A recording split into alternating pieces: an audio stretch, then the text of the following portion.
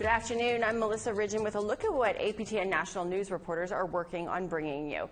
There's so much happening in Indigenous country, we can't fit it all into the newscast.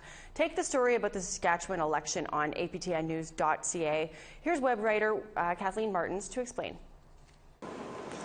A lot has been making news in Saskatchewan this year leading up to the provincial election on Monday. That's when the Saskatchewan party, led by Scott Moe, is trying to secure a second term. So we wanted to know how Indigenous issues were playing out on the campaign trail. We checked in with about a dozen people, and they say it's been crickets. They say they have not heard anything about the kinds of issues that are important to them.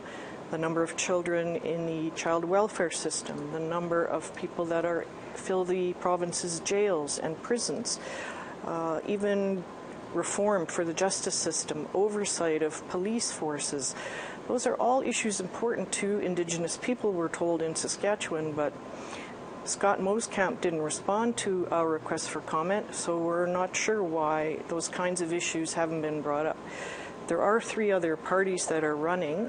We're told some of those issues mirror, or at least pay attention to what Indigenous people want. So many Indigenous people live off reserve now that what happens in provincial politics has a direct effect on them. So you can read more in my story on aptnnews.ca. Thanks for that, Kathleen.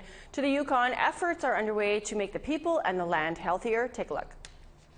I'm Sarah Connors, and later on in the show, I'll be looking at the One Health approach and how it advocates that the health of the land is tied to the health of the people, and how consultation with nature can be used in the fight against environmental damage and disease.